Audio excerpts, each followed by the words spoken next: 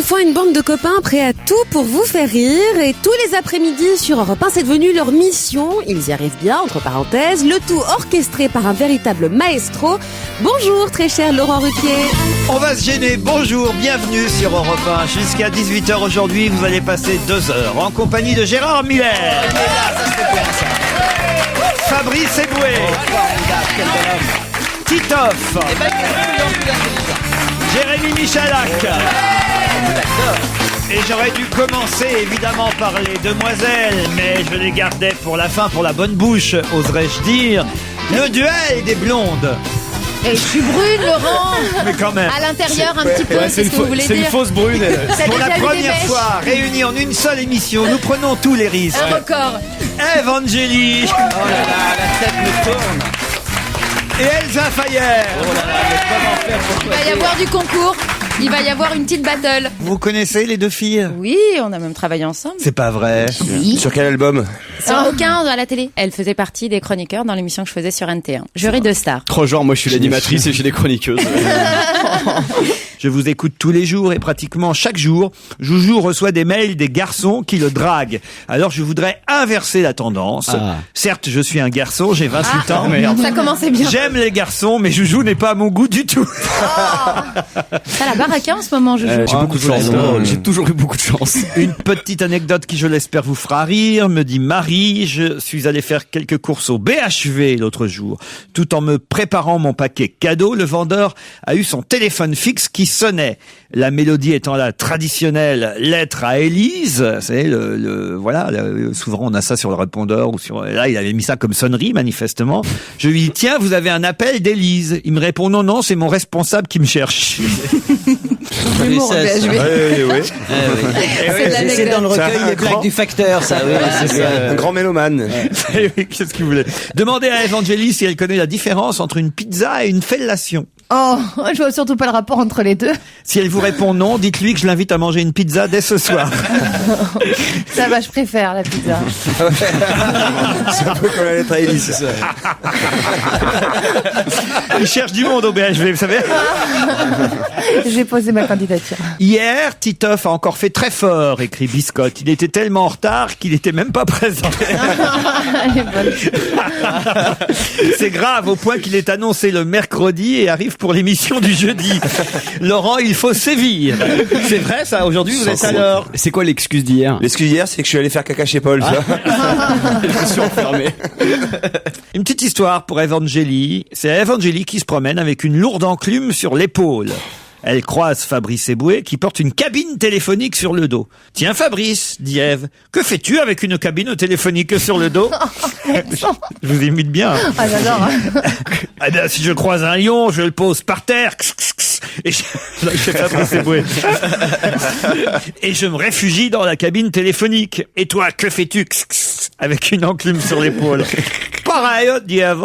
Si je croise un lion, je la pose par terre, mon enclume, et je cours plus vite. Ah, parce que le poids, d'accord, de l'enclume est parti. Comment reconnaît-on une vieille Lada? Lada, C'est une voiture. Oui, les vieilles voitures des pays de l'Est. Ouais. Parce que sur le pare-brise, il y a marqué Marseille champion. C'est pas mal. C'est bien. Il y a 2 personnes du Sud pas contentes. Ouais, là. c'est pas mal. En hommage à Pierre Bénichou qui n'est pas là aujourd'hui, est-ce que vous voulez que je vous raconte une histoire juive qu'on vient de m'apprendre que je trouve plutôt drôle? Ah oui, Pierre bien sûr. Bénichou est juif. Pierre Bénichou est juif et moi aussi d'ailleurs. C'est un vieil homme qui rentre dans un confessionnal et qui s'adresse au curé, qui lui dit: Monsieur le curé, je voulais vous dire qu'hier soir, alors que je suis père et grand-père, j'ai 84 ans, j'ai 6 enfants, 12 petits-enfants, j'ai laissé ma femme garder mes petits-enfants et je suis allé faire l'amour avec 2 jeunes filles de 20 ans. Alors le curé lui dit: eh bien, il faudra que vous récitiez 2 patères et 3 ave. Tu devrais savoir, pour être humoriste, qu'il ne faut jamais interrompre une histoire drôle, que ça la fout en l'air. Allez. Comme il ne considère pas comme humoriste, il se permet tout, en fait. Non, il a raison. Allez, vas-y, continue. Et donc, de réciter les salauds, l'humour juif qui est tellement délicat. Alors, on léger. accueille les 2 premiers auditeurs. Bonjour. Et donc, vous réciterez, J'ai oublié le début de l'histoire. vous, Moi. ce vieux monsieur dit donc qu'il a fait l'amour en ayant quitté sa femme et ses petits-enfants, et le curé lui dit: eh bien, vous réciterez 2 patères et 3 ave. Et le vieux monsieur lui dit: mais enfin, je suis juif. Et le monsieur dit: mais alors pourquoi est-ce que vous me racontez ça? Ah, parce que je le raconte à tout le monde. Tu vois, je Ça, viens c'est de te l'humour couper. juif. Ça, c'est l'humour juif. C'est fin. C'est d'une subtilité absolue. Ça se mange sans fin, moi, j'ai dit. Je me demande très si beau. je préfère pas l'histoire de la grand-mère et de la tarte aux pommes. À bien y penser. Même la pizza et la pipe étaient mieux. Brigitte et Benoît, bonjour. Bonjour Laurent. Bonjour Brigitte qui habite Guichen, on dit, je sais pas, c'est en Ille-et-Vilaine en tout cas. Guichin. Guichin. Guichin, mais ça ressemble à Chouchen, je sais. Ouais. Donc, non, mais c'est Guichin. Et c'est où exactement Guichin? C'est à côté de Rennes. À côté de Rennes. Que faites-vous dans la vie, Brigitte? Alors, dans la vie, pour l'instant, je ne fais rien de particulier. Mais si je peux écrire une autobiographie et l'envoyer aux deux Eric. Je sais pas ce que vous en pensez. Ah, Éric Zemmour et Éric Nolot. Voilà. C'est-à-dire que l'autobiographie d'une chômeuse, ça va pas être passionnant, madame. Qu'est-ce que vous avez fait jusqu'à maintenant quand même, Brigitte? J'ai travaillé et là, je suis en arrêt maladie longue durée. Voilà. Très bien, mais c'est quel télétravail maintenant? Non, ça s'est annulé, ça. Vous êtes bien au courant, dites donc. On sent qu'elle est soulagée quand même. Grâce à Laurent. Et qu'est-ce que vous faisiez, Brigitte?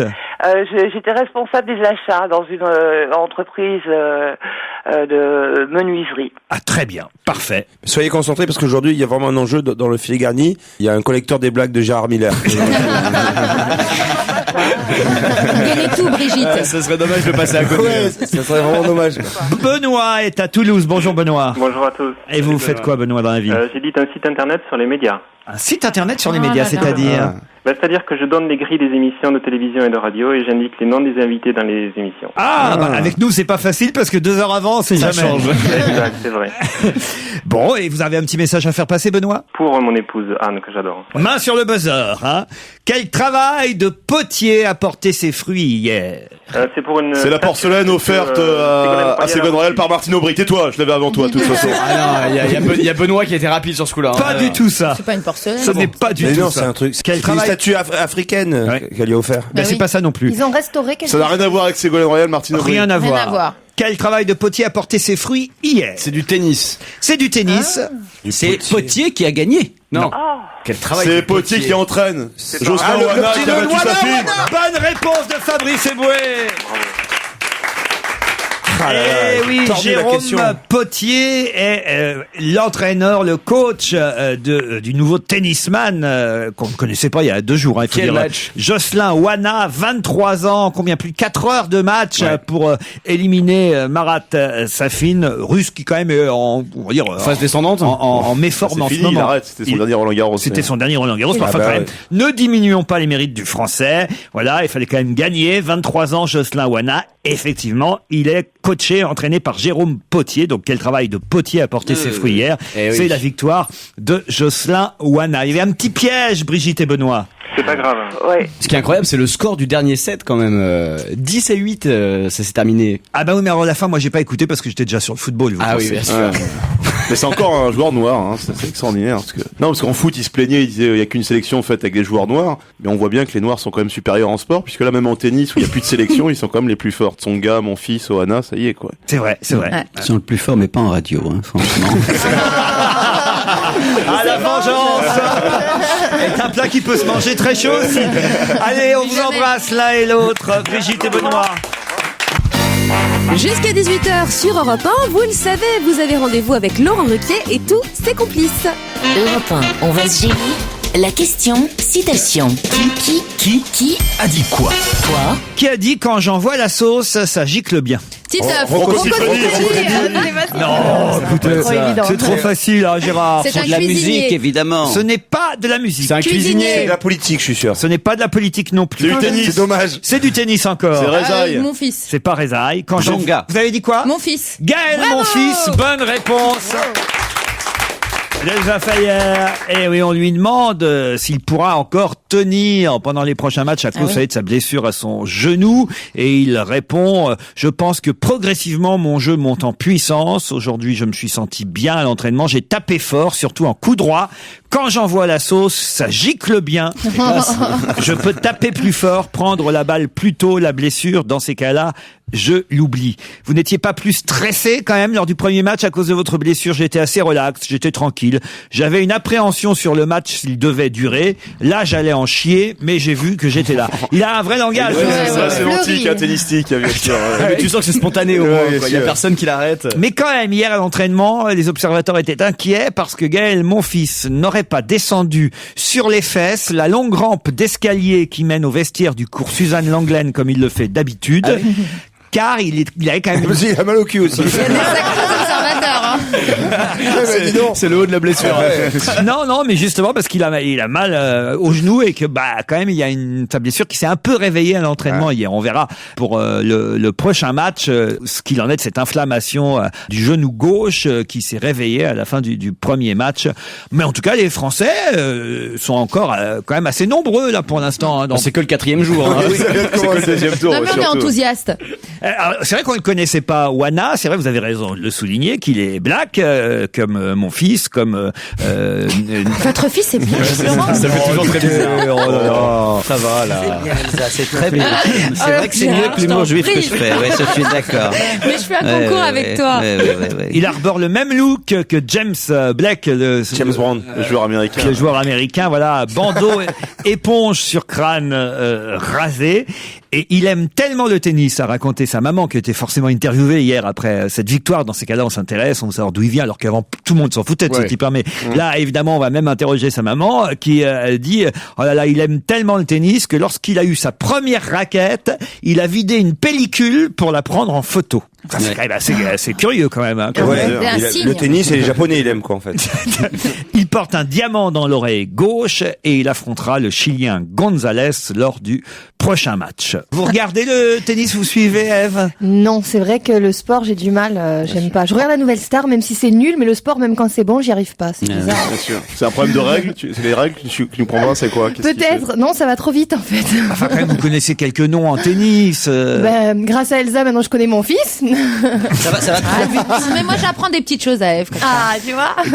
Qui d'autre? Yannick Noah, mais je crois que je suis un peu en retard. Yannick C'était il y Noah, a quelques années. qui est chanteur maintenant, en plus. Ah, en plus, c'est pour ça que je connais, en fait. Mais dans les joueurs actuels. Il y a eu une histoire avec Gasquet, c'est ça? Bravo, C'est parce qu'il y a une histoire un peu...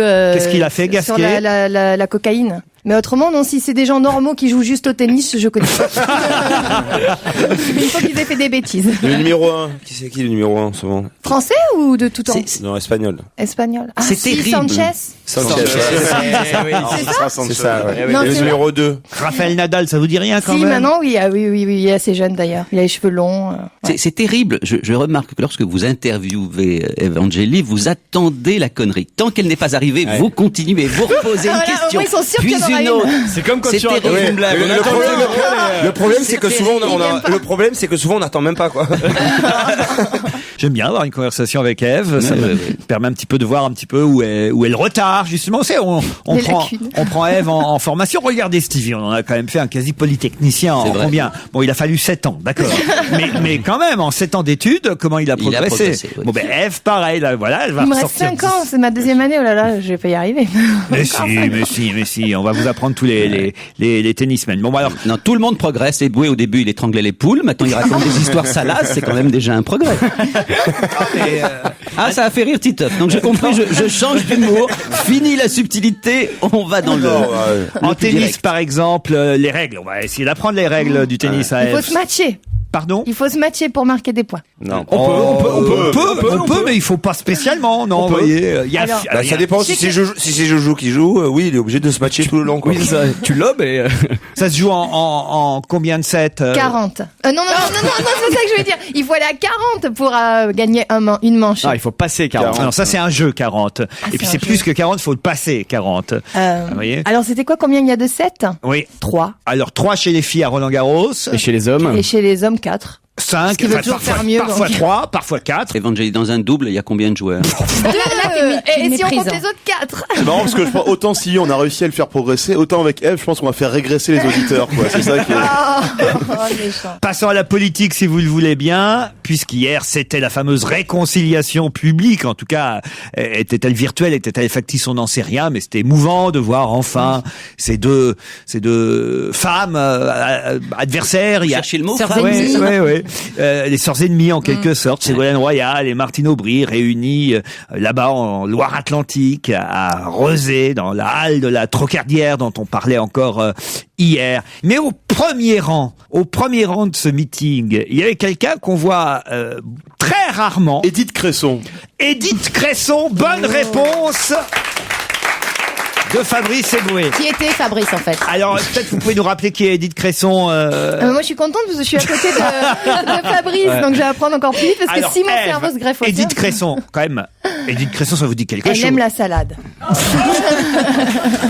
Je connais mieux le cresson. Mais tout le monde l'a oublié, c'est normal que Evangélie ne sache pas qui est Edith Cresson. Elle-même a voulu quand même se faire extrêmement discrète. Elle a été la première femme Premier ministre en France. Non seulement la première, mais dans le ministère. Mais la seule femme Premier ministre en France même. La première et seule. Quand même, la seule femme Premier ministre, hein, c'est un nom à retenir en France. Cresson, je m'en rappellerai alors par rapport à la salade, c'est bon. J'oublierai pas. C'est-à-dire qu'il faut se tromper dans un dîner avec vous connaissez des trucs mémotechniques. Vous connaissez Edith Laitue?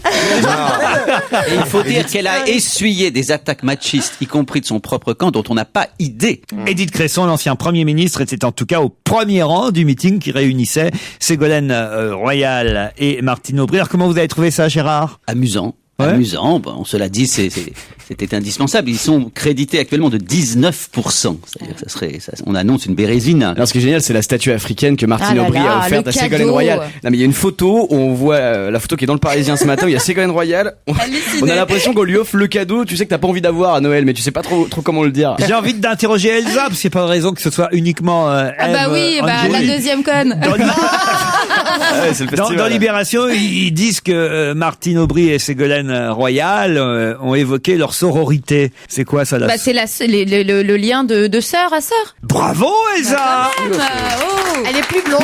Mais je joue au Scrabble. Il y a des moments où vous m'inquiétez. Comment vous pouvez penser qu'Elsa ne sait pas ce que c'est? C'est pas si évident. On parle beaucoup plus de fraternité que de sororité. Je suis désolé, c'est pas un mot qu'on emploie tous les jours, Gérard, la sororité. En évoquant deux femmes qui se réconcilient, leur proximité. Franchement, alors moi, je sais qu'Elsa sait beaucoup plus de choses qu'on imagine. Ouais. C'était bien quand elles se disaient leur prénom. Ça fait plaisir de se voir, Martine. Ça fait bien, Martine. Excellent. Elle lui jetait un sort en même temps. Non, mais elle avait l'air contente. Elle a été inquiète, Martine Aubry. C'est Libé qui raconte ça parce qu'il paraît que vers 17h15, ils n'arrivaient pas à joindre Ségolène Royal. Donc ils ont eu un moment d'angoisse à se dire est-ce qu'elle est vraiment partie, est-ce qu'elle vient, est-ce qu'on a acheté la statuette pour rien? Qu'est-ce qu'on va en faire? Et puis à un moment donné, enfin, ils ont réussi à joindre son chauffeur. Et ils ont appelé le chauffeur de Ségolène Royal sur son portable. Il les a rassurés. Elle a dit oui, Madame Royal est partie, elle sera là tout à l'heure. Et là, Martine Aubry a fait ouf. Rendez compte un peu à quoi ça tient quand même. Hein. Il y a François à propos du meeting d'hier qui fait fort parce que François boucle avant les autres journaux. Généralement, les informations qui tombent après, allez, on va dire après 20 heures, ne sont pas retranscrites. Il faut attendre le François du lendemain pour les avoir. Alors, ils ont pris le risque. Un peu de la presse, quoi. Ils ont pris le risque, c'est-à-dire qu'ils ont fait une double page sur le meeting sans savoir si vraiment Ségolène Royal allait être là. Alors et le titre, c'est quand même assez gonflé, hein, puisqu'ils ont fait l'article et le titre sans savoir si vraiment les deux seraient réunis. Sœur sourire de façade, hein, c'est le titre, alors que ils n'ont rien vu du meeting. Une fraîche camaraderie au lieu d'une franche évidemment, mais de notre envoyé spécial, dit François. Mais la preuve qu'ils étaient pas sur place, c'est que la photo qui est au-dessus de l'article titré Une fraîche camaraderie à Rezé, on voit effectivement Ségolène Royal et Martine Aubry côte à côte, mais en dessous, évidemment, la légende, vous lisez Martine Aubry et Ségolène Royal en décembre dernier. Et c'est la suite d'On va gêner sur Europe 1 avec autour de Laurent Ruquier aujourd'hui. Jérémy Michalak, Elsa Fayer, Fabrice Eboué, Gérard Miller, Evangélie et Titoff. Europe 1, on va se gêner. Attention, voici le plan de relance de Laurent Ruquier. Une question facile pour les chroniqueurs nuls. Oh oui, elle est facile cette question. Qu'est-ce qu'on verra à Cognac à partir du 3 juillet qu'on n'avait jamais vu? C'est une manifestation. C'est en quelque sorte une manifestation. Le président de la République. Un concert, non. Il y aura peut-être des concerts, mais dans ce cadre-là. Il y a un festival du film déjà. C'est pas tout à fait un festival. Le week-end prochain, c'est ça, pardon? À partir du 3 juillet. Ah là, d'accord, l'été. On va voir un artiste particulier? Non. Du soleil. C'est un événement qui se passe en pleine rue. Du soleil, je vais vous dire, on espère, ça va de pair. Non, ça y est, je sais. Il va y avoir le festival d'Angoulême, mais à Cognac. Ça serait une première, oui. Donc il faut qu'il fasse chaud. Est-ce que c'est la plage comme a fait Paris plage, enfin Paris plage. Cognac Là plage. c'est Cognac plage. Cognac plage, bonne réponse d'Elsa Fayer.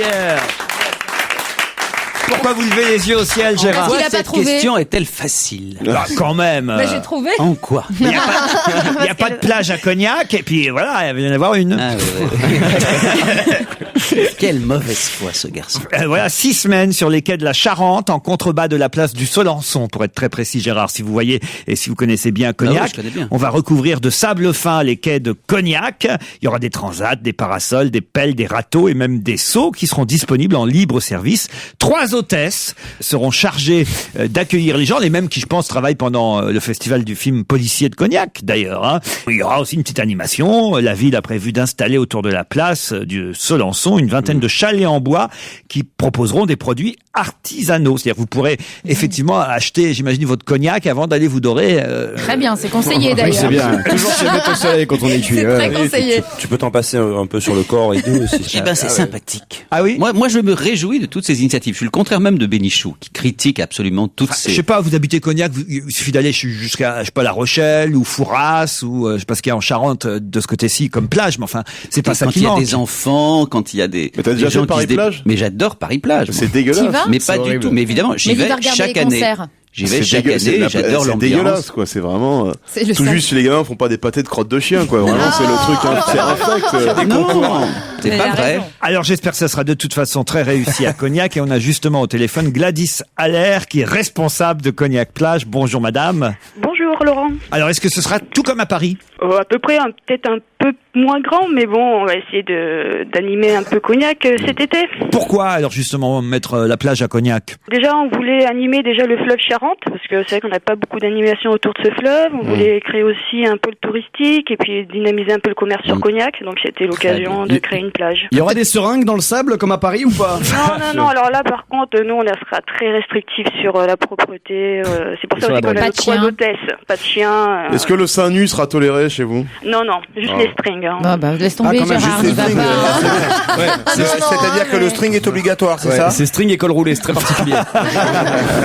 Est-ce que Ségolène Royal, qui est de votre région, viendra? On la voit régulièrement sur la plage ces derniers temps dans la presse People. Surtout. Donc ce serait une super pub pour Cognac Plage, c'est plutôt que d'être sur une plage tunisienne ou une plage. Elle était sur le quai de la Charente avec sa frite bleue.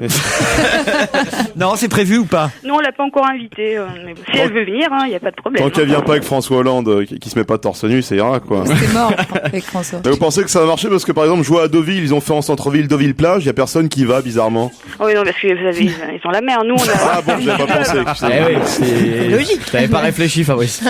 C'est un moyen d'attirer un peu plus de monde à Cognac cet été? Ah oui, c'est ça, parce que bon, on a beaucoup de touristes qui viennent visiter nos maisons de négoce de Cognac, et puis comme ça, ils iront en sortant de ces maisons de négoce piquer sur une la tête. plage.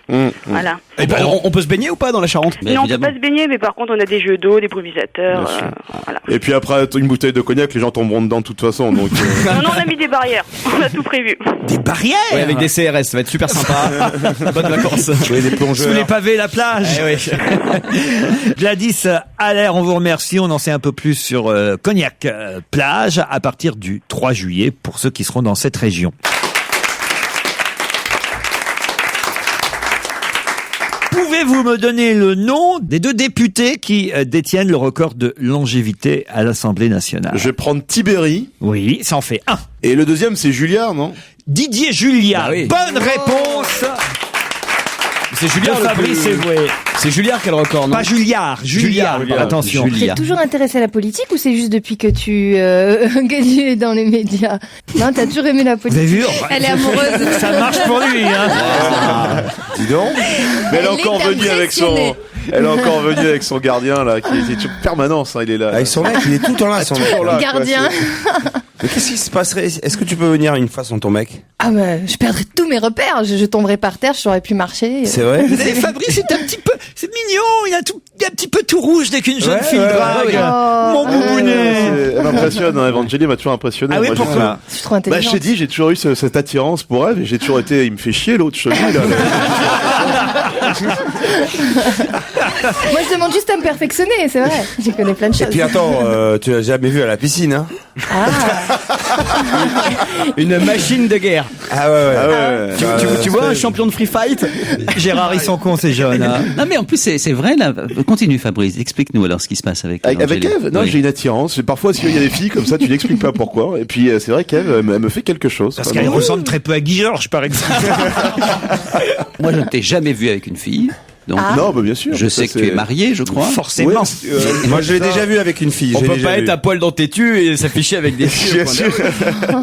Voilà, un mot quand même sur Didier Julia et Jean Tibéri, qui effectivement sont les députés qui détiennent le record de longévité à l'Assemblée nationale. Didier Julia y est depuis 1967. C'est celui qui avait fait libérer Florence Aubenas, enfin qui était intervenu. Qui a fait libérer, qui a essayé. Qui était intervenu à la libération, c'est lui. Absolument. Et Jean Tibéri, lui, il y est depuis 1968. Et c'est fini. Et ce qui est quand même drôle parce que 68, alors qu'il est élu justement dans le quartier latin, Gérard. Bah oui, mais c'était la grande vague gaulliste après les événements de mai 68 qui a emporté à l'Assemblée nationale une majorité ultra forte de Vous n'avez pas le droit de dire en tout cas que c'est fini. Là, effectivement, le jugement d'hier le condamne à 3 ans d'inéligibilité, mais il fait appel. Bien donc, sûr. pour l'instant, il restera député, puis il y aura encore la cassation après. Je l'ai entendu sur Europe 1 ce matin, il se défendait très très bien. Il disait pas qu'il était innocent, hein. Il disait, il n'y a pas de preuves. Il est extraordinaire quand même. Et en ça, d'ailleurs, il n'a pas tout à fait tort. Il n'y a pas de preuves. Il y a des preuves que d'autres ont fait des trucs pour lui, mais que lui ait fait quoi que ce soit, il n'y a pas de preuves. Qui travaillaient pour lui. Attendons le résultat de l'appel, puisqu'on ne peut que supposer sa présomption d'innocence. C'est pas parce qu'il est le bénéficiaire de la fraude qu'il est le coupable. C'est ça, c'est pas parce que, admettez par exemple, pas parce que je dis à Joujou, tiens, t'irais pas me voler la montre là dans la bijouterie, puis j'attends sur le trottoir. Bon. Si Joujou y va. Allez-y, enferrez-vous, allez-y, oui. Donc. Il ressort avec la montre, il se fait choper par les flics. Là, il aura beau dire aux flics, c'est pour Ruquier que j'ai essayé de voler cette montre. Moi, il y a rien qui prouve que ce soit vrai. Vous le faites souvent, ça? On serait pas bien tous les deux dans la même cellule. Je vous ai bien expliqué, Gérard. Pousse au crime, ça existe, ça. Pousse au crime? On peut être condamné pour être pousse au crime. Mais le cerveau d'une entreprise délinquante est aussi un délinquant.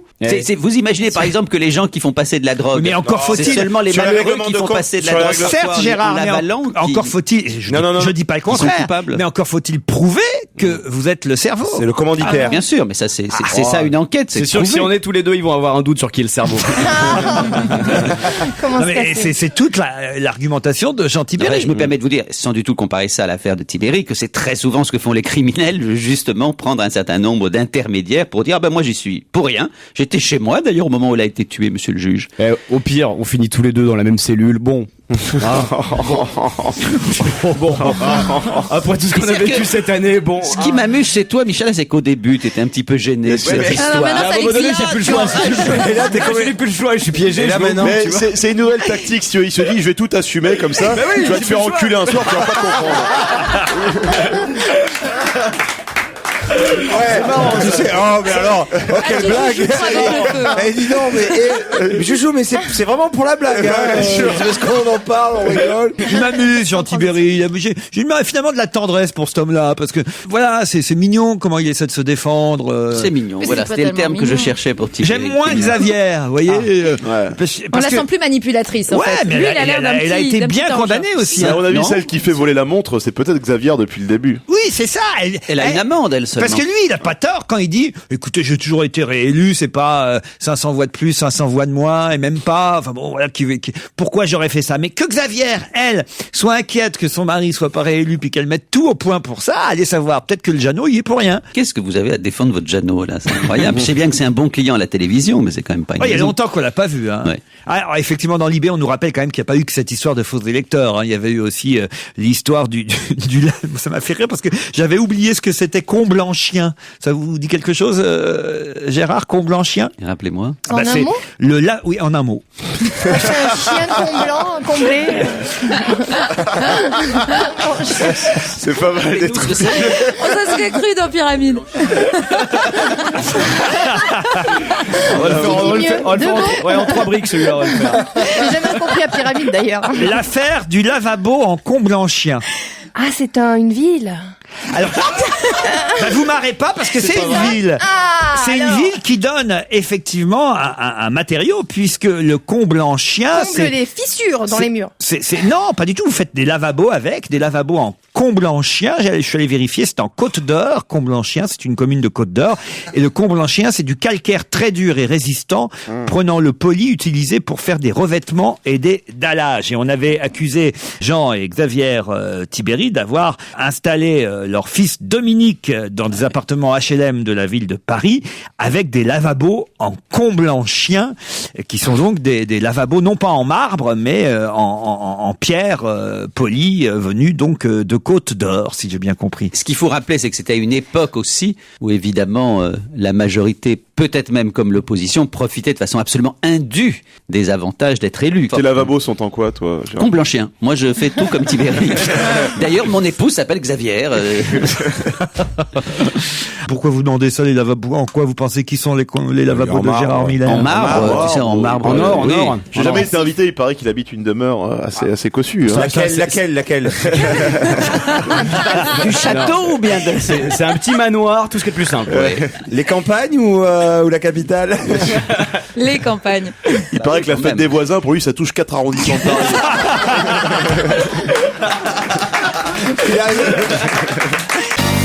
C'est Laurent Ruquier, c'est On va se gêner sur Europe 1. Europe 1. La question ultra difficile. Même Michalak ne peut pas y répondre. Vendredi soir, pourquoi va-t-on forcément voir beaucoup de gens passer par la rue Hérold ou la rue Coq-Héron ou la rue Étienne Marcel, voire même la rue d'Argout? Donc ça, c'est toutes les rues autour des Halles. Voilà. Une inauguration? Non, il n'y a pas d'inauguration. Avec la mairie, c'est un rapport avec la mairie? Non, pas avec la mairie. C'est demain soir. Hein. Demain soir, Un vendredi défilé soir. de quelque chose. Pourquoi verra-t-on on va voir en quelque sorte une sorte de défilé, mais Donc c'est c'est pas le un défilé au 29 sens propre du terme. Mais il y aura forcément beaucoup de gens qui passeront par la rue Hérold, par la rue Coq-Héron, Parce qu'ils ferment toutes les autres. par la rue Étienne Marcel, par la rue d'Argout. Non, parce que ces rues-là mènent dans une autre rue. Où il y a une boutique qui va ouvrir. Rue du jour. Je vous aide un peu. Rue Jean-Jacques Rousseau. Non, c'est vrai que si vous trouviez le nom de la rue, qui évidemment se trouve au centre de toutes les rues que je viens de citer, ça vous aiderait sûrement énormément. Redites le nom des rues, rue Hérold. Il y a Étienne Marcel, bien, vous avez pourtant. dit? Alors, rue Montorgueil. Non, j'ai pas dit Montorgueil, jamais. À Là, aucun je moment. cherche Alors justement. Montorgueil. Quoi? C'est à côté C'est la la rue rue. Montorgueil. Mais non. C'est pas ça. C'est pas rue du Louvre? Ah, C'est la rue du Louvre qui est là. C'est la rue C'est du la poste de la rue du pour les Louvre, impôts, c'est pour les impôts. c'est pour les impôts avant minuit à la poste de la rue du Louvre. Bonne réponse de Gérard Miller et Jérémy Michalak. Eh oui, bien sûr. Eh oui, parce que c'est une tradition. Tous les gens vont avant minuit porter leur... bon, on peut le faire par Internet. C'est Donc il y a fini, un peu ouais. moins de monde qu'avant, mais il y en a encore quand même qu'on voit défiler dans ces rues. Non? Pourquoi, Ah si, Gérard? si, moi je sais pas si vous avez déjà eu l'occasion, alors j'avais pas la poste de la rue du Louvre. C'est normal mais que tu payes tes impôts en je Suisse, vais- Gérard. Non, quand le jour on doit payer ses impôts avant Internet, très souvent on allait déposer ça à la perception même. Et donc vers 11h30, minuit moins quart, parfois minuit et quart, parce qu'évidemment c'était au-delà de minuit, il n'y a pas de cachet de la poste. Et il y avait à ce moment-là dans ces rues autour des impôts toujours une ambiance extraordinaire. Tous les gens se regardaient exactement comme s'ils sortaient ou rentraient dans un bordel avec une sorte de petit sourire, de petite complicité. Je vous assure que c'est un des moments les plus drôles du paiement des impôts. C'est vous qui vous occupez de votre feuille d'impôt, Ève? Plus maintenant, mais c'est vrai que j'ai vécu ça aussi d'aller le déposer. On a tous l'air un peu soit coupable ou soit content. Enfin, je sais pas, c'est bizarre. Ou soit Comme, fâché. comme c'était un bulletin de notes qu'on avait. C'est le monsieur avec qui tu viens qui gère ton argent aussi? C'est lui qui remplit la Ah bah déclaration. heureusement, moi j'ai horreur de ça. Ouais, C'est je- compliqué en plus là. Ouais, ouais, des Remarquez, il infos. sait bien combien vous gagnez et tout. Bien sûr. Ah oui, ça il sait bien. C'est là, il serait peut-être parti il y a bien longtemps. En même temps, c'est lui qui travaille pour moi. mieux donc. que vous, hein. Bah je pense c'est lui qui me trouve tout donc. Ouais, bah, c'est lui qui ramasse aussi. C'est un manager. Ah non, par contre, non. Mais alors, comment ça se passe? Vous avez compte en banque séparé ou compte commun? Non, c'est pareil. Non, justement, c'est pour ça que je suis Ah pas oui si blonde que ça. Non. Compte séparé, ça j'aurais pas cru. On est mariés à Las Vegas, donc en fait, c'est pas pareil qu'en France. On est C'est-à-dire que- mariés que dans le Nevada, en À fait. tout moment, tu peux le jeter pour partir avec Fabrice. Voilà, exactement. Ah, tout ça pour dire ça. Eh. Ah, la Mais bon, menace. faut voir après, il faut voir comment il est en comptabilité, Fabrice, quoi. Les impôts, en tout cas, effectivement, pensez-y, c'est demain minuit pour la déclaration de revenus, sauf si, effectivement, vous faites ça par Internet. Hein. On a toujours un peu plus de temps. beaucoup plus, oui. Et puis, les déclarations sont pré-remplies aujourd'hui. Il Ouais, ne faut ça, pas qu'il c'est vous bien. fasse croire qu'il a un boulot énorme, parce que Tout est fait. Hein. C'est du foutage de gueule, cela dit. Hein. Et non, quand on a des employeurs. Il y a rien de mis à la moitié qui sont mis. Quand il y a plusieurs employeurs, c'est vraiment le coup à se faire couillonner, quoi. Exactement. Ouais, c'est pas vrai. Hein. Quand on a plein d'employeurs multiples, qu'on n'est pas salarié, c'est la galère. Gérard, vous avez tellement d'employeurs. Oui, c'est ça. Moi, il y a tellement d'employés. C'est ça. Bah, tu sais, quand on a des grandes propriétés, comme ça, tu touches 4 arrondissements. Mais ton maréchal Ferrand va bien ou pas? Je vais te dire, hier, on a perdu mon chat, on a dû faire une battue avec les chevaux. Les chevaux étaient crevés. Hein. Quand ils sont rentrés dans le 11e, ils étaient épuisés, les chevaux. Hein. Mais ton métier de psy, tu peux faire du black, non? Plein. C'est la grande question qui passionne Pierre Bénichou, le black et les psychanalystes. Oui. Bah oui. À l'Assemblée nationale, hier, on a pu voir Nathalie Kosciusko-Morizet, qui est secrétaire d'État à l'économie numérique, affirmer qu'elle était défavorable. Défavorable à quoi? Le téléchargement sur Internet. Du tout. Non, c'est l'histoire avec Albanel? Parce qu'elle voulait... non. Et ça vous surprend qu'elle le soit? On aurait pu penser qu'elle serait favorable. C'est-à-dire qu'elle parlait au nom du gouvernement, en fait, et il était assez normal que ce soit elle qui parle, mais en même temps, étonnant. Le travail des malades, peut-être, elle a désavoué Lefebvre. Lefebvre. Le télétravail. Bonne réponse de Fabrice Eboué. Il rafle tout, hein. Et oui, effectivement, on a compris que, non seulement l'opposition était contre l'amendement de Frédéric Lefebvre, mais au sein même de la majorité, ça plaisait pas beaucoup plus que ça non plus. En tout cas, c'est ce qu'a dit Nathalie Kosciusko-Morizet. Le gouvernement est défavorable à cet amendement, car cela laisse planer le doute sur la véracité du congé maladie ou du congé maternité, qui doit rester à un droit avant tout, a-t-elle rappelé. Mais franchement, moi, s'il bouge l'arrêt maladie, ça va péter, hein, parce que moi j'ai quelques potes à Marseille, je peux te dire que là ça va vraiment, c'est au bord de la révolution. Mais vous-même, vous faites pas de temps en temps de la radio en télétravail. On devrait mettre un micro chez lui, tu sais. C'est vrai que ça pourrait être sympa. Pour faire une liaison. Moi j'en ai un chez moi. Mais oui, c'est pour ça que je dis ça. Moi, c'est que parfois le vendredi, ou tout dépend de mes activités parallèles. Tu fais du télétravail à la radio, je fais en quelque sorte du télétravail, puisque non pas quand j'anime cette émission avec vous, je suis toujours avec vous, heureusement. Il y a Evangelist, il y a des fois, il est pas là.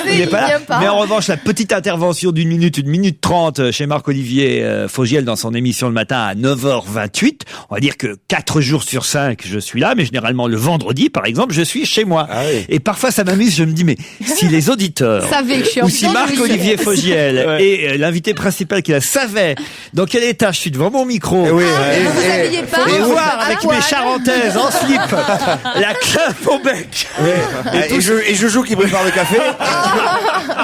Et je te parle même pas de l'état de Sardiado, hein, parce que ce qu'il propose.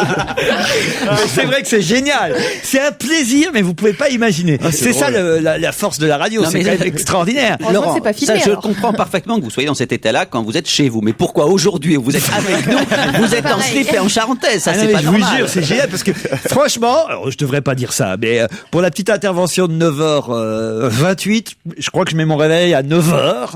J'appelle François Renucci, le réalisateur. On choisit ensemble l'extrait. 9h15, un petit café. 9h. Non, faut quand même. Voilà. Pareil que moi, mais moi, il faut que je vienne à la radio, quoi, toi. Il faut expliquer que c'est parce que, évidemment, j'ai tourné mon émission de télé jusque très tard dans la nuit et que, en plus, voilà, voilà. voilà. Tout ça, je suis crevé. Moi, c'est pas pour le boulot, quoi. Moi, je suis absolument pour le truc de Frédéric Lefebvre. Vous comprenez pourquoi maintenant? Chez Bouvard, ils font tout en direct d'une maison de retraite, je crois. Chacun la leur. Non, mais c'est un rêve, quoi. Et d'ailleurs, je me souviens qu'à une certaine époque à la radio, notre amie Sophie Garel et son complice de l'époque sur RTL, Fabrice, faisaient leur émission de radio le week-end, puisque ils étaient en charge d'animer les samedis et les dimanches pendant une longue session. C'est-à-dire qu'ils démarraient à 9h le matin et ils rendaient l'antenne à 18h avec tous les journaux d'information et tout. Ça s'appelait, je sais plus quoi, RTL Week-end. Voilà.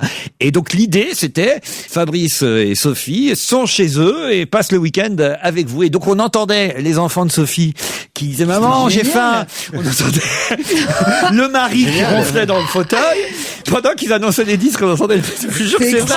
On entendait le mari qui regardait le match de rugby le samedi après-midi. Quand Paul Vermus s'appelle, on entend des gens péter derrière à chaque fois.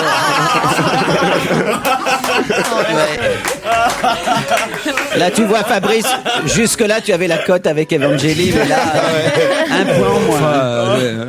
Michel pète aussi, hein.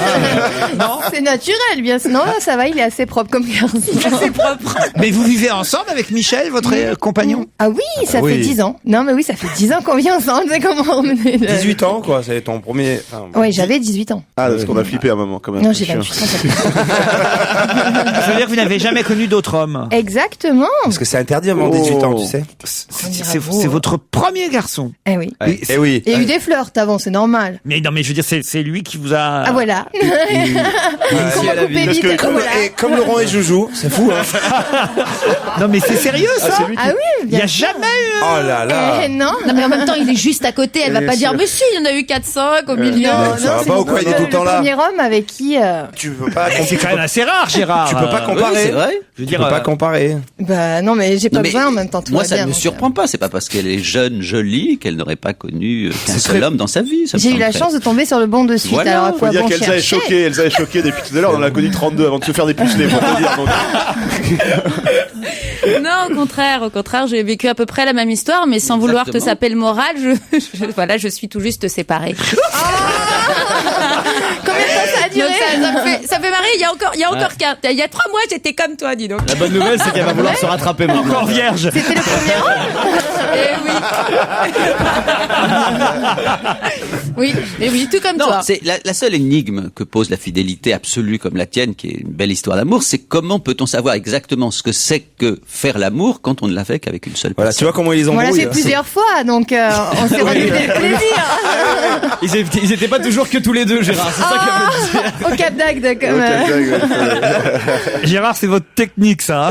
Non, pas du Quelle tout. honte. Non, mais Utilise je la trouve ça psychologie, formidable. Quel embrouilleur, alors. Je trouve ça formidable. C'est bien. mais- Tu t'es tapé combien de patientes avec ces techniques-là? Oh là là. Jamais. Je vais me sacrifier, il faut que vous puissiez comparer pour votre vie, je vais vous sacrifier. Des formations professionnelles. Bien sûr. Ah, le dévouement, c'est beau. Jamais vous n'êtes allé chez le psy, vous, Ève? Si. Ah oui? Vous êtes allongé et tout? C'était une femme, hein. Ah ouais, mais peu importe, et alors? Non, je me suis pas allongée, en plus j'étais assise. Et c'est la psy qui était allongée, on pouvait plus. Alors, elle avait mal à la tête.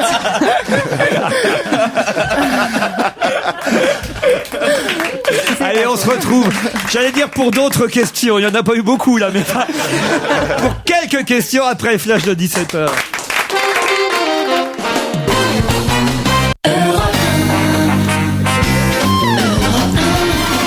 On va se gêner, c'est la deuxième heure de l'émission. Toujours avec Jérémy Michalak, Gérard Miller, Fabrice Eboué, Titoff, Evangélie et Elsa Fayer.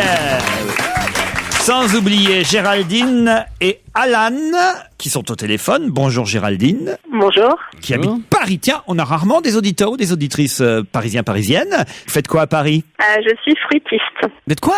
Fruitiste. C'est un nouveau mot que j'ai inventé pour une Maraîchère. compagnie que j'ai lancée récemment, qui vend des compositions à base de fruits, des bouquets de fruits. Et il y a longtemps que vous avez lancé ça? Non, il y a quelques mois. Quelques mois, et ça marche? Si vous voulez avoir un aperçu, vous pouvez aller voir sur notre site web. Ça commence. Il y a une photo de vous sur le site ou pas? Parce que les fruits, nous, on s'en fout. Hein. Non, Ben pas oui. encore. Vous n'avez pas donné le nom de votre site? Ça s'appelle www.bouquetdefruits.com. Qu'est-ce que vous mettez comme fruits dans vos bouquets? Il y a beaucoup de fraises, de l'ananas, du melon, du raisin. La banane? Moi j'adore la banane. Il y en a pas pour l'instant, malheureusement, parce que ça noircit. Et vous avez un à l'air. problème avec les noirs? Moi, pas du tout. Mais les clients, peut-être. Alan habite Petaling Jaya. Alors vous allez me dire où c'est Petaling Jaya, à votre avis Gérard? C'est en Asie, ça. C'est dans un pays lointain. C'est en Malaisie. Ah, j'ai dit un peu. Bonjour Alan. Ah, bonjour Laurent. Vous nous entendez bien? Oui, très bien. Ouais. C'est juste à côté. C'est pas très très loin de Penang. Est-ce que je me trompe? À 300 km. C'est pas très loin. Excuse-moi, en Asie, c'est Ah, pas vol très, très d'oiseau. loin. 300 km. Qu'est-ce que vous faites en Malaisie, Alan? Ah, je suis professeur de français pour les étudiants du collège d'hôtellerie tourisme. Ah, très bien. Et en tant que vous êtes là-bas? Ça fait 3 ans en tout. 3 ans. Et c'est bien la Malaisie? Bon, excellent, ouais. Alan, professeur de français en Malaisie, contre Géraldine, qui est fruitiste. Voilà un néologisme qu'elle nous a livré pour la première fois aujourd'hui. Fruitiste, j'avais compris flûtiste au départ. Oui, moi aussi. Géraldine, un petit message à faire passer? Bah écoutez, j'encourage les auditeurs à aller faire un tour sur notre site et je souhaite bonne chance à Alan. Très bien. Merci, bonne chance Géraldine aussi, ouais. Et Alan, vous voulez donner un petit coucou à vos amis ou à votre famille? Tous mes collègues, toutes les personnes qui me reconnaîtront en France, et puis au Québec aussi, au Canada. Et puis c'est ça, et bonjour à toute l'équipe, bien sûr. Ah, vous avez des amis dans le monde entier alors. Ouais, et au Laos aussi, et puis en Syrie. J'espère que vous allez pouvoir répondre avant nos chroniqueurs à cette question. Où va-t-on pouvoir voir Fabrice Santoro jouer au tennis un de ces soirs qui vient? Donc bien entendu pas à Roland-Garros. Pas à Roland-Garros. Où va-t-on pouvoir voir Fabrice Santoro jouer au tennis dans un de ces soirs qui vient? C'est une exhibition à côté de la Tour Eiffel? C'est en quelque sorte une exhibition. Est-ce qu'on va vraiment le voir ou est-ce que c'est une manifestation plus privée? C'est pas privé, le public, des spectateurs. Mais c'est pas un vrai match. Ce sera pas un vrai match. Il va jouer contre qui? Il va jouer contre qui? À Paris? Ça se passera à Paris. Il jouera contre un autre joueur de tennis. C'est virtuel? J'imagine qu'il y aura pas d'autres joueurs de tennis, mais peut-être que quelqu'un jouera au tennis avec lui quand même. Ah donc c'est une console. C'est la Wii? Non, c'est pas avec une Wii. C'est dans un film. C'est pas dans un film. Là, vous avez vos chances, Géraldine, Alan. Pour une publicité. D'autant que Titoff sèche totalement. On l'a déjà dit. Titoff va dire quelque chose. C'est bien le joueur Santoro qu'on connaît en chair et en os? Ah oui, c'est bien le Santoro qu'on connaît en chair et en os. Le tournoi des personnalités, qui est le tournoi bis. Non, il va pas vraiment jouer, donc il aura pas vraiment une raquette. Ah si, il aura une raquette, j'imagine, il sera en tenue et tout. Mais il enverra pas la balle. C'est pour une photo. Si, il enverra la balle. Pour un magasin de sport. Pardon? Pas avec des humains, en fait, avec des animaux. Ah, c'est pour une... Le tennis. Avec un kangourou, tu sais, faut envoyer C'est ça. la balle dans la poche. Il affronte un caniche au deuxième tour et... C'est dans France Soir qu'on trouvait aujourd'hui l'information. Ça va se passer. Donc ça s'est passé avant 20h hier. Voilà. C'est pour une vente aux enchères. Le soir. Pas pour une vente aux enchères. C'est pour un meeting politique. Vous avez dit pour un film. Pour son dernier match? Je vous ai dit non, c'est pas pour un film. Bon. Une série, un documentaire. Non, mais c'est quand même filmé. C'est pas pour une pub? Non. Pour la télé-réalité? Internet. C'est pas pour un téléfilm? C'est pas filmé. Ah. C'est pour la télévision? C'est pour un réalisateur? Non, c'est pour coacher un acteur. Il va être avec sa femme parce qu'il adore être avec sa femme le soir et il pend toujours sa raquette de tennis. Non. Des photos. Santoro? Oui, Santoro. Mais Oui. C'était son dernier match. Oui. Ah bah il va faire un pot pour dire au revoir. C'est quoi la question? C'est son jubilé, c'est son jubilé. C'est quoi la question? Est-ce que quelqu'un peut remettre Il va Titoff regarder dans la le wagon? nouvelle star C'était avec son vous. dernier match Laurent. à Roland-Garros. Il est invité chez vous. Titoff, parfois c'est drôle parce qu'on a l'impression que tu n'es pas là. On en parle depuis 5 minutes. Des absences. Et tu as l'air, tu as comme s'il y avait une absence. Tu serais sorti pendant quelques instants, que ça me surprendrait. Eh oui, parce que j'avais oublié, parce que je fais la rédaction du journal. Et j'avais oublié C'est le mec des infos, en fait. Il arrive à être en Je suis retard en tout le deuxième heure. Je suis tout le temps connecté. Il travaille Ah oui, avec c'est le seul mec qui arrive en retard tout en étant là. Géraldine, Alan, là, il faut vous Il y aura- réveiller. Hein. Est-ce qu'il y aura du monde autour? Ah oui, il y aura du monde. Je vous ai Beaucoup de dit. monde autour. Est-ce que c'est lié au match qu'il a joué? Il veut essayer de le rejouer ou le jouer avec quelqu'un d'autre? Non. L'indice, c'est que ce n'est pas pour un film, mais... Bon, c'est pas un film. Vous m'avez dit un film, je vous ai dit non, pas un film. Allez voir sur Google. Un téléfilm. Oui, c'est Une ça. pièce de théâtre. Alors. Voilà. Eh ben voilà, c'est Eh une ben, il pièce va de être- théâtre. Il va Il va être acteur dans une pièce de théâtre. Laquelle? Eh ben, Laquelle? Laquelle? Dans Ma femme est folle. Alan, vous avez dit quoi? Che Guevara? Non. Mais non, non, elle est Cyrano, connue, très Mais connue. non, ou quelqu'un comme ça viendrait pouvoir. C'est quand même pas. Chez Raphaël Mesrahi. Chez Raphaël Mesrahi. Bonne réponse de Jérémy Michalin. On l'a dit ensemble. Edelza, On l'a dit ensemble, Laurent. Attendez, je connaissais même pas la question, j'ai trouvé la moitié de la réponse. Et oui, il y a que dans la pièce de Raphaël Mesrahi que ça peut arriver, ce genre de choses. Effectivement, aujourd'hui dans François, Raphaël raconte que dans Monique est demandé caisse 12, il fait ce qu'il veut, il invite qui veut, comme il n'y a pas vraiment une histoire, hein, c'est un peu un grand bordel organisé. Et il y a des guest stars, voilà, qui passent, et là, il annonce que Fabrice Santoro viendra jouer au tennis sur la scène un soir. Il y a même des gens qui débarquent sans prévenir dans sa Ouais, pièce. Qui essaye de débarquer. Alors, il faut qu'on raconte ça. C'est trop drôle. Ah oui, il faut qu'on raconte. Alors c'est vrai que Ah, on est des voyous, on est des lundi soir, nous sommes allés voir Stevie. Oui. Ça fait quand même, pardon, chère Ève, hein, mais il joue depuis le mois de janvier. On n'avait pas réussi encore à aller le voir, donc on décide d'y aller à quelques-uns, d'aller voir Stevie dans Ma femme est folle. Et on ressort du théâtre des nouveautés. Il se trouve qu'il joue à 19h30, donc on ressort assez tôt du théâtre des nouveautés. Et là, on est là avec Stevie, avec Gérard Miller, Elsa, Jérémy Michalak sur le trottoir, des grands boulevards. Jérémy Michalak sur le trottoir. Comme par hasard. Aller boire un verre après la pièce. Et on passe devant le théâtre des variétés où se joue la pièce. Monique est demandée caisse 12. Mais comme c'était un lundi soir, normalement, aux variétés, c'est relâche ce jour-là. Je me dis, tiens, c'est quand même curieux. Il y a des tas de camions FFP devant le théâtre et je me dis tiens, bah alors ça doit être le jour ils font la captation, le DVD de la pièce de théâtre de Raphaël Mesrahi. Monique est demandé caisse 12 et sachant effectivement et connaissant le principe de la pièce, je dis aux potes allons-y. Oh, je suis sûr que ça fera marrer Raphaël Mesrahi si on va tous faire un coucou sur scène comme il va faire venir Santoro, vous voyez la preuve. Nous aussi on y va, Miller, Elsa, Michalak, moi sans prévenir comme ça, il sera fou de joie. En plus ça fera un bonus dans son DVD, il sera content. Et nous voilà partis dans le théâtre, dans les coulisses du théâtre et tout là. Et heureusement, avant d'entrer en scène, il y a quelqu'un qui nous a rattrapés en disant c'est Sophia Aram qui joue ce soir. Heureusement, donc dommage. Parce que là, je peux te dire que c'était un vrai bonus, là. T'imagines la gueule qu'elle aurait faite? Il y a un mec qui ressemble à Laurent Ruquier qui est monté sur scène. Qu'est-ce qui se passe? En tout cas, on ne peut pas dire que vous n'avez pas eu votre chance et le temps qu'il fallait pour répondre à la question, Géraldine et Alan. C'est vrai. Bah ouais. On s'est mis à égalité avec nos chroniqueurs, on n'a pas pris nos ordinateurs. Alors forcément, Jérémy Michalak a été plus fort. Je suis même pas sûr que vous l'auriez trouvé sur un ordinateur. Bah non, c'était François. Parce que Mesrahi l'annonce ce soir. En plus, Santoro le fera peut-être jamais. Mais... il s'avance. Mais en tout cas, c'est perdu. Vous retenterez votre chance sur ruquier@europe1.fr. Merci Géraldine et Alan. Europe 1, on va se gêner. La question sport. Qui fait suer. Hier soir, vous le savez évidemment tous, maintenant Manchester a été battu par Barcelone 2-0 pour cette finale de la Ligue des Champions. Or, si Manchester avait gagné cette finale, ça veut dire qu'ils auraient gardé leur titre de champion d'Europe, puisque c'était eux qui avaient gagné l'année dernière. Hélas, ils n'ont pas réussi cet exploit, car on peut parler d'un exploit d'être 2 années consécutives champion d'Europe de la Ligue des champions de football. Alors ma question c'est... Le Milan AC. Bonne réponse de Titoff. Il est plus en retard, hein, il est en avance.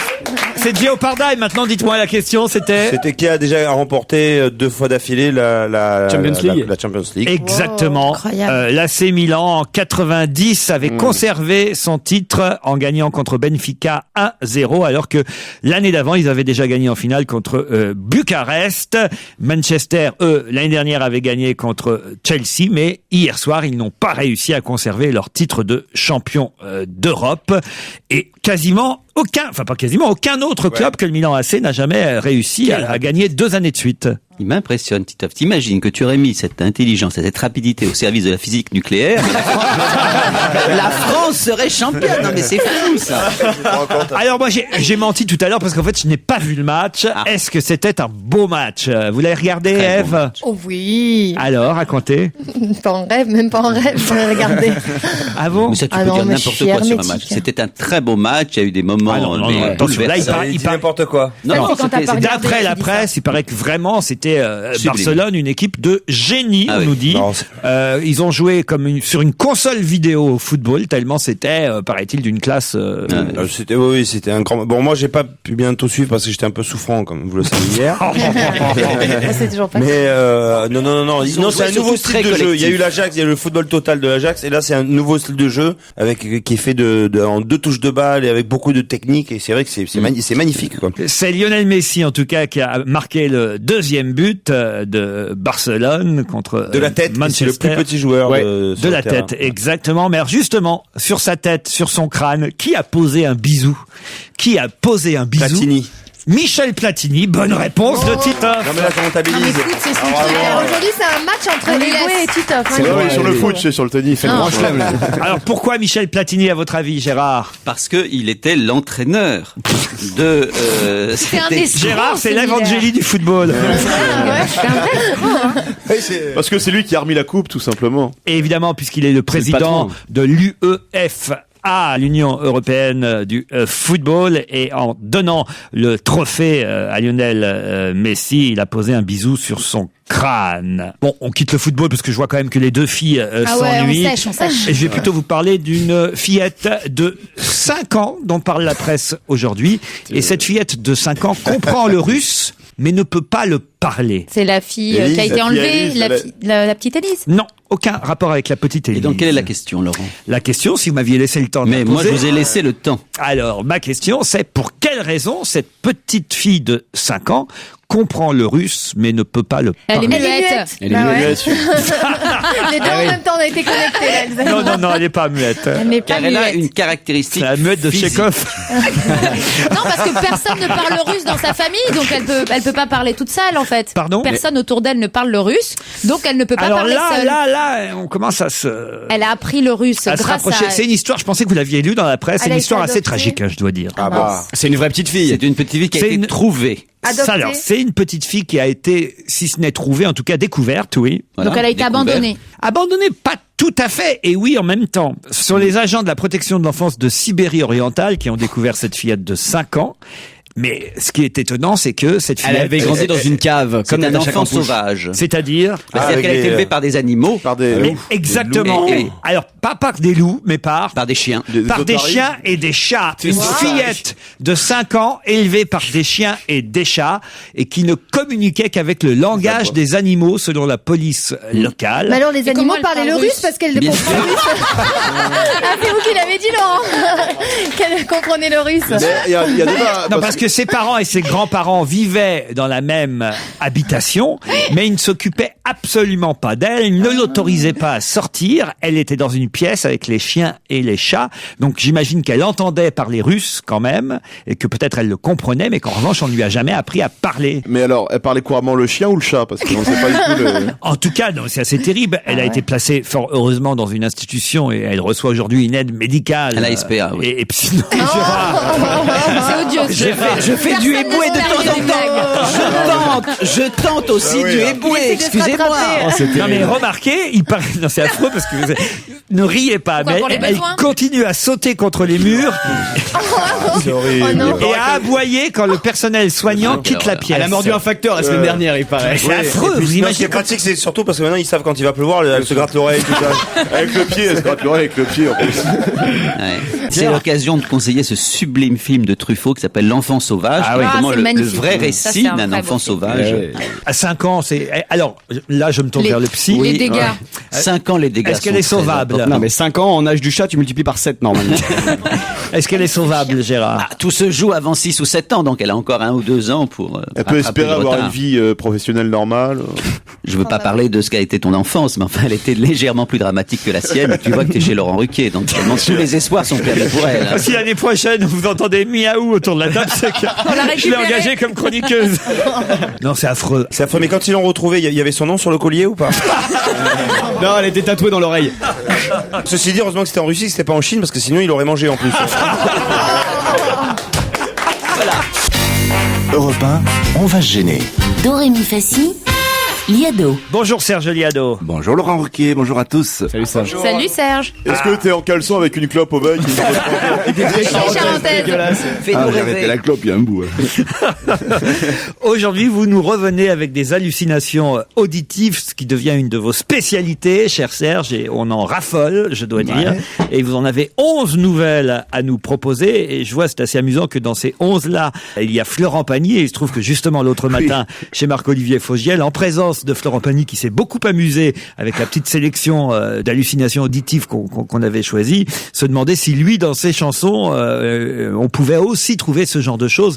Rappelons qu'il s'agit effectivement de chansons en langue étrangère, parmi le texte desquels on croit reconnaître des phrases françaises, alors qu'évidemment, en vrai, pas du tout.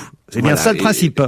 Oui, exactement. Et la chanson de Pagny, c'est une chanson qui est chantée en italien. Vous vous rappelez, c'était Caruso. Et là, effectivement, j'ai trouvé un petit sous-entendu qui pourrait être du français.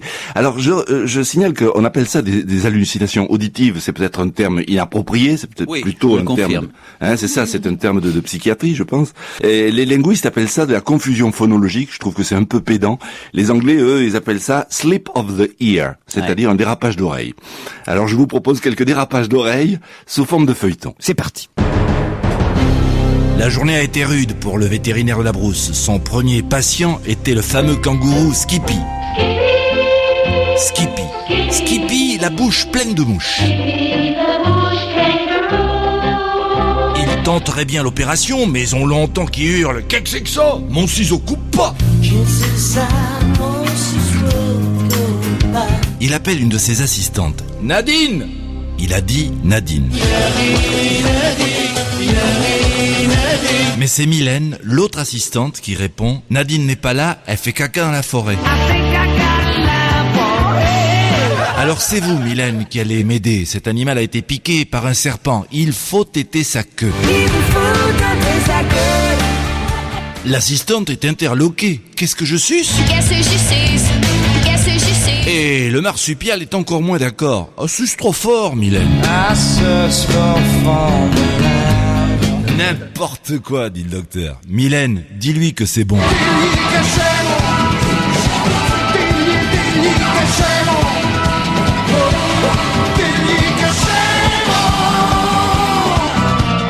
Mais le patient commence à s'impatienter. Je n'en veux pas de ta madame au téton bien sale.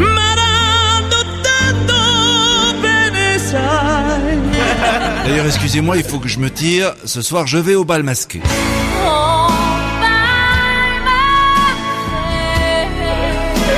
Et c'est pas à côté, c'est au moins à 6 bornes en quart. Sur ce, j'ai bien l'honneur de vous saluer. Bravo Serge. C'est très drôle. En plus avec la petite histoire et tout, ça s'améliore de semaine en semaine. Bravo. Non. Dire qu'il y a 2 mois on joue au poète. Là on a franchi un cap là. Oui, là. Non, ce qui est dingue, c'est qu'on n'arrive même plus, quand vous nous avez donné la phrase en français avant, on n'arrive même plus à savoir ce qui se dit en anglais ou en langue originale, quoi. C'est vrai, à partir du moment où on est persuadé qu'on entend ça, on oublie complètement de Par quoi exemple, dis-lui que c'est bon. Zucchero, il chante quoi alors? Je sais pas, c'est de l'italien évidemment. Je ne peux pas vérifier. Au bal masqué par Céline Dion. Ça, on sait ce que c'est. Ça, c'est génial. Non, et Nirvana qui chante, elle suce trop fort Mylène. C'est très bon ça. À 6 bornes en quart, moi. Allez Serge, on vous retrouve demain. Bravo pour les hallucinations en tout cas. Europe 1, on va se gêner. La question, citation. Qui a dit quoi? Quoi? Le cinéma, j'en ai rien à foutre. Je ne me suis jamais battu pour faire des films. Gérard Depardieu. Bonne réponse de Titoff. C'est inquiétant quand même qu'il ait autant de bonnes réponses aujourd'hui là. Ah, pourquoi? Bah, je sais pas, c'est rare qu'il enchaîne comme ça autant de bonnes réponses. Prends votre place, hein, Joujou, hein. Ouais, non, mais ça fait peur un peu. Justement, le lendemain du jour où tu n'étais pas à la maison. Tu n'as répondu à rien du tout depuis le début, Jérémy. Ouais, c'est vrai. Ouais, t'as rien répondu aujourd'hui, Jérémy. Le cinéma, j'en ai rien à foutre. Je ne me suis jamais battu pour faire des films. J'en ai fait 200 et sur le lot, 150 sont des merdes. C'était pour rendre service. Wow. Excellent. Quelle lucidité. Il s'est lâché, voilà, c'était devant 400 personnes venues l'écouter au Forum des Halles pour une sorte de masterclass. J'ai fait du cinéma par hasard, ajoute-t-il. J'aurais pu voler des voitures, faire des affaires, être dans le pétrole. D'ailleurs, il y est un peu dans le pétrole, non? Il est dans les affaires. Et dans les affaires. Je peux de moins en moins tourner. On m'a trop vu. C'est vrai, effectivement, qu'à un moment donné, il acceptait un peu tout et n'importe quoi. Ça reste quand même un énorme, dans tous les sens du terme, un énorme comédien quand il est dans un bon film. Pourquoi vous vous marrez, Dans tous les sens du terme, un énorme. C'est pas gentil. C'est le rire d'Evangélique que vous avez imité là, Laurent? Non, c'est le mien. Je l'aime bien. Où a-t-on pu voir 20 journalistes quitter les lieux en décidant de ne pas rendre compte de l'événement quand on leur a interdit de filmer et de photographier? Un concert? Politique. Non, ce n'est pas politique. Sportif, ouais. Sportif non plus. En France? Pas en France. Cinéma? Cinéma, non. Aux États-Unis? Mais artistique. Artistique, oui. Théâtral. Un concert? Pas un concert. Michael Une Jackson. exposition. Pas Michael Jackson, il n'a pas chanté encore. Une exposition. Non, mais il aurait pu faire une Des conférence tableaux. de presse. On se rapproche. Une vente aux enchères. Un Non. musée? Un musée, oui. Alors, ils ont exposé une toile incroyable. Non. Une sculpture incroyable. Pas une. Plusieurs. Une collection entière. Donc c'était une exposition d'un grand artiste peintre. C'est plus qu'une exposition, vous avez dit. Hein. C'est la collection personnelle de quelqu'un. J'ai dit quoi? J'ai dit un musée, carrément. Voilà. Donc, il y a c'est un nouveau musée. Un nouveau musée, bravo. En France? Pas en France. Une vingtaine de journalistes ont décidé de quitter les lieux. Est-ce que c'est le musée de Dubaï? Non, sans rendre compte de l'événement, parce qu'on leur a interdit de filmer et de photographier les 8 salles d'exposition et, on va dire, les œuvres. On peut aux États-Unis. En Europe? En Europe. Est-ce qu'on a parlé de ce musée il y a quelques jours ici? Je ne suis pas sûr qu'on en ait parlé, mais en tout cas. C'est pas le musée Magritte? Non, pas le musée Magritte. C'est en Italie. Tu trouves, je joue quand même, quoi. C'est un contemporain? À Londres? À Venise? C'est pas à Londres, c'est pas à Venise. Trouvons le pays. Voilà. Angleterre? Non. Espagne? Si vous trouvez le pays, vous allez trouver le musée. Allemagne? Non. Autriche? Non. Suisse? À Hollande? Vienne? Non, pas en Autriche. Belgique. Belgique. C'est moi qui l'ai dit. Oui, moi j'ai un truc bien. Le musée de Tintin? Le musée Hergé. Hergé, bonne réponse. Oh là là, mais qu'est-ce qui... Moi par contre dans cette émission, il se passe un truc bizarre, c'est que je sais pas ce qui arrive à Joujou quoi, surtout aujourd'hui. C'est terrifiant. Il y a une émission dans l'émission quoi. Je vais vous laisser ma place, vous allez voir ce que ça fait. 26 ans après le décès du créateur de Tintin, le musée qui lui est consacré ouvrira ses portes à Louvain-la-Neuve en Belgique le 2 juin prochain. N'a aucun rapport avec le producteur. D'accord, c'est pour être sûr. 2000 mètres carrés où on découvre les aventures de Tintin et d'autres héros de Hergé à travers des planches originales, des photos, des films. C'est la veuve d'Hergé, Fanny Rodvel, qui est à l'initiative de ce musée, un musée impressionnant, en plus conçu par un architecte français, Christian de Porzenparc. Là, on décide donc en Belgique d'inviter les journalistes à visiter le musée. Ils arrivent forcément avec des photographes et on leur dit non, on vous fait visiter le musée, mais aucune photo, aucun film du musée. Et les types disent, puisque c'est ça, on n'en parlera pas. Total, on en parle. Total, on en parle. Donc ils ont eu raison en fait. C'était pour éviter une multitude de prises de vue des originaux qui sont exposés dans les salles, ont justifié les responsables du musée. C'est vrai que Tintin est très protégé, hein. On touche pas aux cheveux, à la houppette de Tintin comme ça. C'est vrai que c'est très protégé, mais on comprend pas, parce que ces œuvres sont reproduites de toute façon sur papier. Pourquoi est-ce que ne pas les reproduire en film C'est pas Gad Elmaleh qui va jouer dans Tintin, version Spielberg. On évoque son nom dans le film. Je sais pas s'il joue Tintin. Ah non, j'ai pas dit qu'il jouait Tintin, je dis qu'il joue dans Tintin. Dans Tintin, on évoque son nom. Mais justement, quel rôle il va faire Milou, donc c'est pas passionnant si tu veux. Mais justement, je me pose la question, quel rôle il peut jouer dans Tintin, Gad Elmaleh? Un tchèque arabe ou un truc comme ça, je crois. Milou, c'est la petite fille là qu'ils ont retrouvée qui va la faire. Jérémy Michala, Kelsa Fayer, Fabrice Eboué, Gérard Miller, Evangélie et Titoff entourent Laurent Ruquier sur Europe 1. Europe 1, on va se gêner. Le DVD de la semaine. Le DVD de la semaine, c'est La Famille Suricate. C'est un film d'animation, La Famille Suricate. Moi, je l'ai pas vu en salle. C'est pas d'animation du tout. Ah bon? Non, c'est un vrai film. C'est pas un truc de synthèse et tout ça? Ah non, c'est une image, c'est comme un reportage animalier. Ouais. Ah bon? Mais je suis très déçu, je pensais que c'était... J'étais en train de dire que je l'avais pas vu, donc vous voyez, je suis pas en train de vous mentir. Mais alors, j'étais persuadé que c'était un film avec des petits... Tu confonds avec Ratatouille, toi. Ah oui, la souris. Ça, c'est un dessin animé aussi. Je pensais le regarder avec ma petite fille et je me suis aperçu, en fait, c'était un film assez lent, un film animalier, qui en plus n'a pas du tout le rythme. C'est lent, c'est dans le désert du Kalahari. Assez lent. Et c'est voilà, c'est pas bien. C'est pas bien. Tu l'as regardé avec qui alors finalement le film? Je l'ai regardé tout seul. Du coup, elle a filé immédiatement parce que c'est pas du tout. Et alors, ce qui est amusant, c'est que moi, j'ai trouvé c'est chiant dans ce film alors. C'est que le personnage ressemble. Je suis désolé à Jérémy, mais te ressemble de façon frappante. Le petit Colo, qui est le personnage principal, qui est un petit animal. C'est un suricate. Qui est un suricate, mais qui est mignon comme tout. Le suricate, ça ressemble à Eric Zemmour. C'est la même tête. Ah, si, non, Eric Zemmour ressemble à un lémurien. Oui. Ah oui. Et toi, un petit suricate. Et voilà. Ève, vous avez aimé ça? Après, je reviens vers vous, Gérard. Non, mais c'est vrai que je suis assez d'accord avec Gérard Miller. C'est plutôt un reportage animalier. Ils ont essayé de scénariser un petit peu, mais en fait, ça dure 1h30 pour montrer une famille de lémuriens. Enfin, non, de suricates. Attention. Comme quoi, j'ai pas retenu la leçon, mais non, c'est assez lent en action. Ce sont des petits animaux de 30 cm, c'est ça? ça. Par contre, ils sont trop mignons. C'est le seul point positif du film. Ils sont beaux. Ils sont bien habillés ou pas? Non, mais sur le papier, il y avait tout Par pour me plaire. rapport à Jérémy Michalak. Non, mais sur le papier, il y avait tout pour me plaire, parce que déjà, il y a des animaux. En plus, il y a la voix de Guillaume Canet. C'est En quand version même, française. Voilà, c'est quand même Guillaume Canet puis il a une très jolie voix, hein. Mais autrement, il y a pas plus, hein, franchement. Il y a pas d'histoire. On voit que c'est mal scénarisé. Il se passe rien. Ils essayent de mettre du faux suspense. Ils jouent bien ou pas? Justement, c'est le seul truc qui sont très naturels, hein. Forcément, c'est des animaux. Mais c'est vraiment du faux suspense, parce qu'ils rajoutent des lions d'un endroit où il y a pas besoin, pour dire est-ce qu'il va arriver à passer à côté du lion sans se faire manger. Et on voit bien que le lion, il a déjà mangé son steak et qu'il en a rien à faire. C'est un acteur, le lion, en fait, dedans, quoi. Ah ouais. Moi, c'est les intermittents du spectacle. Non, mais c'est là où on voit que La vrai, Marche de l'Empereur, c'était un film formidable. Parce que quand on regardait La Marche de l'Empereur, on s'emmerdait pas une seconde, on était captivé. Ah si, moi si, oui. Oh non. Moi, en tout cas, je me suis pas emmerdé. Là, avec la meilleure volonté du monde, alors effectivement, ces petits animaux, on C'est a bien le l'impression film avec Toretton de Antoine Decaune, non? Ouais. Là, bon, alors c'est des petits personnages, ils sourient, on essaye de rendre ça humain, de raconter une histoire avec les petits frères. Ils sont mignons, c'est avec tout. la sécheresse qui menace, mais franchement, ça m'étonne pas que vous l'ayez choisi en vous trompant de film, parce qu'en effet, Mais c'est oui, pas parce que du j'étais tout persuadé que c'était un dessin film. animé. Non. Et vous, Titoff, vous l'avez regardé? Alors moi, je l'ai perdu en fait. C'est pas DVD. possible. Donc il y a quelqu'un qui est tombé dessus et qui a dû se dire dû se régaler. qui s'est bien fait chier à ma place, quoi. Voilà. C'est celui qui a trouvé dans le TGV le DVD de Sonic. S'il peut le garder, c'est bien fait pour ta gueule, voilà.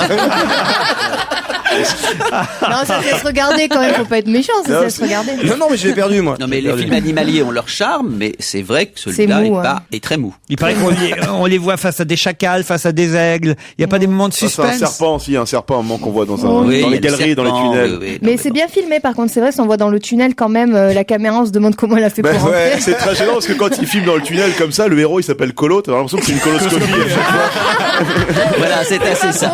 Mais là, j'ai quand même regardé sur Internet des infos sur ces petits animaux que je ne connaissais pas bien, et alors j'ai appris qu'ils peuvent vivre en captivité, une dizaine d'années même en captivité. Mais alors pourquoi on a fait un film sur ces animaux-là? Parce qu'ils sont très drôles. Ils sont C'est vrai mignons, qu'ils sont très drôles. Ah, bah Regardez. alors, t'étais fait pourquoi vous le chier. dites Le pas? personnage lui-même est amusant. Ils ont des L'animal bonnes est têtes. amusant. Il se dresse sur ses pattes. On a l'impression qu'il est très humain. On a l'impression par moments qu'il sourit. Donc, on peut effectivement imaginer. C'est C'est vrai. souvent comme ça qu'on s'intéresse aux animaux en pensant qu'ils nous ressemblent, ce qui devrait nous en éloigner, mais c'est pas le cas. Et le suricate est un animal amusant, touchant, Capable, voilà, mais ça ne tient nous pas le coup. dit-on, de se dresser sur ses Voilà, pattes c'est ça. arrière, usant de sa queue fine comme d'un trépied. Exactement. ouais. Donc on a l'impression que ce sont Bravo. des petits enfants. Effectivement, des il me petits- ressemble, oui. Je comprends mieux.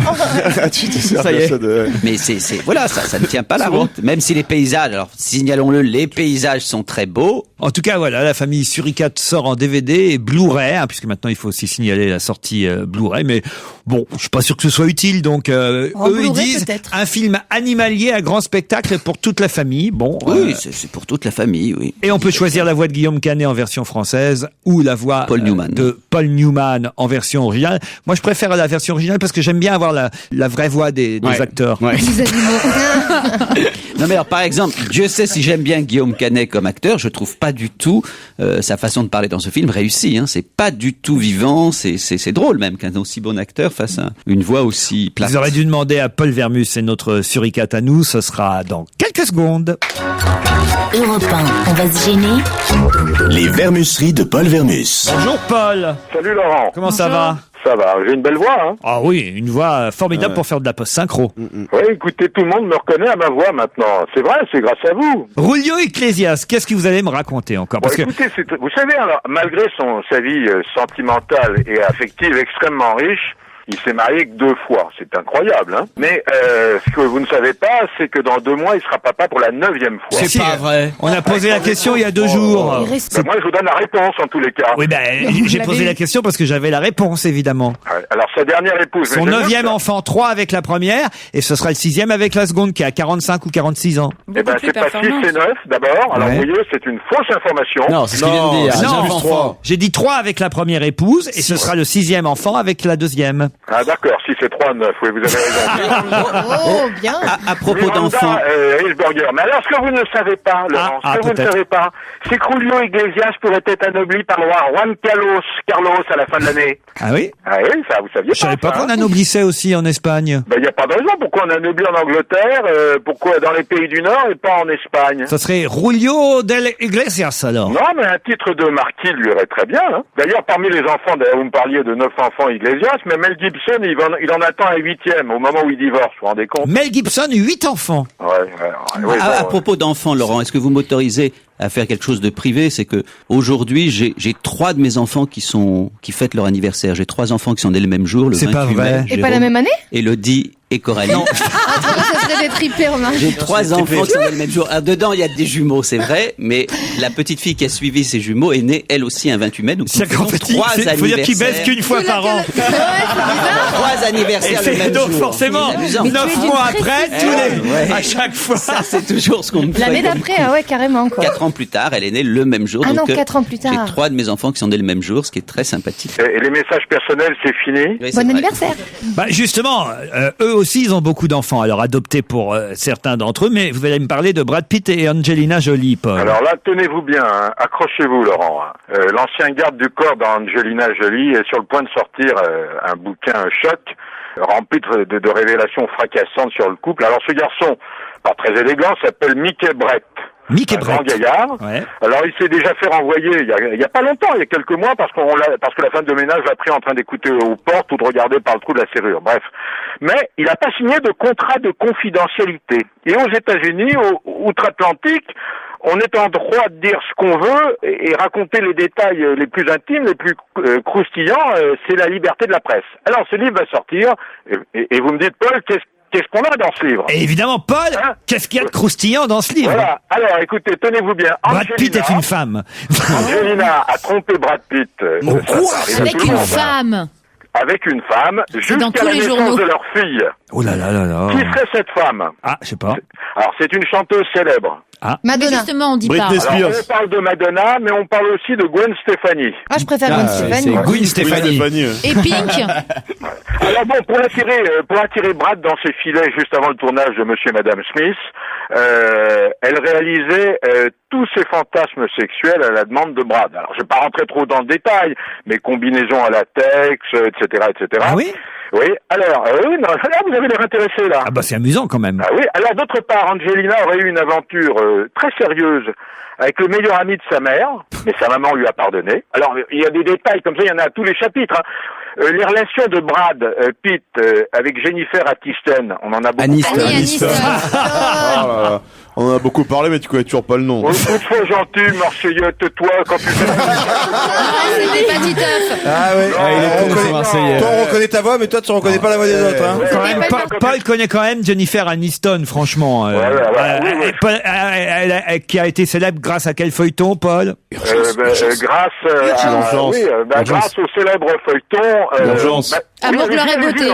Urgence. Quoi? Je pense que c'est l'histoire de femmes, là. Oui, Desperate Housewives. Sex in the City, Voilà, c'est ça. Alors, mais pas du tout, enfin, Paul. Elle était dans Arnold et Willy. Qu'est-ce que c'est? Je sais plus, moi. Friends. Ah oui, Friends, oui, mais c'est vrai que c'est un vieux feuilleton, Friends, maintenant. Ah bah oui. Je regarde plus, ça, moi. Bon, alors, les relations entre Brad et Jennifer sont très ambiguës, Laurent. Oui. Je vous le dis à l'avance. Et je vous dis aussi à l'avance, comme ça vous ne me reprocherez pas de ne pas vous l'avoir dit, qu'il y a aujourd'hui vraiment de l'eau dans le gaz dans le couple le plus culte, le plus glamour, le plus mythique d'Hollywood, entre Brad et Angeli, ça va plus. Je pense que d'ici l'été, ça va péter. Mais ils sont toujours en France, autrement, non? Bah, ça dépend, ils ont une maison en Provence, oui. Non, je dis ça parce qu'ils vous écoutent peut-être. Bah, vous savez, il n'y a aucune importance. Ce que je vous dis là, ils me l'ont dit. Hein. Ils m'ont fait que confirmer les propos du livre. Hein. Ils vous l'ont dit. Vous avez parlé à Brad Pitt et Angelina Jolie, vous? Non, j'ai parlé à sa femme de ménage. À qui tu crois qu'ils ont emprunté la combinaison en latex? À Vermus. Roland Garros, maintenant, où nous serons la semaine prochaine. Tiens, si vous voulez rencontrer des gens célèbres, parce qu'on joue toujours un peu les snobs, comme ça, les parvenus. Alors, les joueurs les plus fauchés, oui. Les plus radins, eh ben, si vous voulez les rencontrer, il vous suffit au alentours de 19h30, 20h, de prendre la ligne 10 du métro. Qui va à Porte d'Auteuil à Roland-Garros. Voilà, et là vous les voyez. Vous avez compris ou vous Tu veux dire que les joueurs de tennis rentrent en métro Il y a après des navettes, je suis désolé. Certains rentrent en métro, si je vous le dis, soyez gentil de me croire. C'est des juniors. Hein, bon. Qui rentre en métro? Il prend quelle ligne, Richard Gasquet? Il passait par là, il avait... Bon, alors, il y a un petit scandale à Roland-Garros. Ouais. Le très célèbre ramasseur de balles, Ben Salia. Il y a le célèbre ramasseur de balles. Bah oui, il est très connu, Roland-Garros. Ah oui, très connu. Beaucoup plus connu que Fabien Santoro, en tout cas. Écoutez, il est très connu, puisqu'il dirige 250 ramasseurs de balles. C'est comme un général. Le chef. Alors, je vous signale qu'il vient d'être licencié pour harcèlement moral. Alors donc, le garçon, il met en cause l'équipe de Jean-Yves Chassin. On lui reproche un abus d'autorité. Bon, tout ça se termine devant le prud'homme, mais cette figure de Roland-Garros disparaît. Et c'est très très dommage, hein, c'est très dommage. Hein. Va chercher la balle, va chercher. Ouais. Il est rentré, il paraît que son chien n'en pouvait plus. Vous savez qu'il va y avoir franchement, il paraît qu'il les élève en Sibérie. Va chercher la balle. Un mot sur le loft des politiques. Ah oui, ça c'est un truc qui a lieu en Argentine, Laurent. Ça cartonne, c'est incroyable. C'est une émission de télé-réalité qui s'appelle El Gran Cunado. El Gran quoi? El Gran Cunado. Ça veut dire quoi? Ça veut dire le grand guignol, peut-être quelque chose comme ça. Hein. Alors c'est une nouvelle émission de télé-réalité uniquement sur des sosies imitateurs d'hommes politiques. Alors donc ils sont dans une maison qui ressemble au palais présidentiel. C'est une copie du palais présidentiel. Ils sont 19. Alors et ils parodient toutes les personnalités politiques. Alors la présidente de la République, Christina Kirchner, elle. Ouais. Alors on a trouvé un sosie. Malheureusement, le sosie n'est qu'un travesti, mais absolument incroyable de ressemblance. C'est une démarrante. Qui reproduit ses tics, etc., ses habitudes. Alors comme dans Loft, hein, celui qui gagne, c'est le dernier qui reste. Hein. Et oui. C'est parce que c'est le public qui vote. Hein. Le public argentin, et à tout Buenos Aires, c'est en folie. Hein. Juste un mot, Paul. Oui. Parce que tout à l'heure, j'évoquais les 2 pages dans France Soir sur Ségolène Royal et Martine Aubry et leur meeting commun hier à Rezé, en Loire-Atlantique. Franchement, entre nous, hein, Paul. Hein, entre nous, on aime beaucoup votre journal et tout. On s'en sert, on le cite régulièrement. Oui, je vous en suis gré. Mais ces 2 pages qui titrent sur le meeting de Ségolène Royal et Martine Aubry et qui nous racontent un peu cette union de façade, ces faux sourires, patati patata, ces 2 pages qui ont été faites sans que le journaliste ou la journaliste ait pu voir le meeting. Écoutez, en tant que responsable de ce journal, vous me posez une question assez grave. Il va falloir que j'enquête pour vous répondre. Puisque à quelle heure boucle France Soir? On boucle vers 21h, quoi, 22h. Hein. Bon, de temps en temps, un match de foot, on va jusqu'à 23h. Qu'est-ce qu'il y a, mon petit Laurent, là? J'ai l'impression Est-ce qu'il y a les résultats du Barça-Manchester? Non, donc c'était pas. Il y a pas les. Vous me racontez des histoires, Polo. Je ne vous raconte pas des histoires. Je suis là pour défendre mon journal. Donc, alors, comment vous expliquez, par exemple, que sous l'article ou même au-dessus l'article consacré à Ségolène Royal et Martine Aubry, il y a une photo de Ségolène Royal et Martine Aubry, mais il nous est signifié qu'elle date de décembre dernier. Bah oui, bon, écoutez, d'abord, l'erreur est humaine. D'autre part, vous êtes un curieux. C'est vrai que vous adorez lire les journaux. Tout le monde ne s'en est peut-être pas rendu compte comme vous. C'est un ami, ce Laurent. Mais quelle arnaque. Non, mais comment vous pouvez expliquer que vous avez parlé de la première guerre en Irak quand c'était la deuxième? Non, écoutez, j'en profite pour vous dire qu'on va déménager sur les Champs-Élysées à la fin du mois de juin. C'est pas vrai. Vous verrez le nom de François en grand, juste en face du Fouquet, c'est au-dessus du Queen, nous sommes. Oui, ils prennent un studio, hein, mais bon. Oui. Nous allons avoir quelques milliers de mètres carrés et. Mais ça, c'est tout vous, ça, Paul, entre le Fouquet et le Queen. Je suis assez. C'est vrai qu'il est à mi-chemin entre les deux. Et nous avons un grand séminaire la semaine prochaine, donc il y a du boulot. Bon, j'aime bien vos remarques, elles sont sensées, mais faut pas en abuser non plus. Et le prix de France Soir, Paul, il va bouger ou pas? On va peut-être passer. Je dis bien peut-être à 70 centimes. On va peut-être le diminuer un petit peu. Hein. Ah oui. C'est-à-dire que vous baissez le prix, mais vous augmentez le loyer. Mais toi, personnellement, tu vas pas déménager?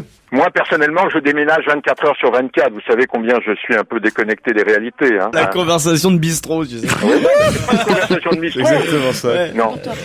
Un café, l'addition, on se retrouve demain à 16h. Mais évidemment, Laurent, rendez-vous demain à 16h sur Europe 1. Retrouvez toute Europe 1 sur europe1.fr.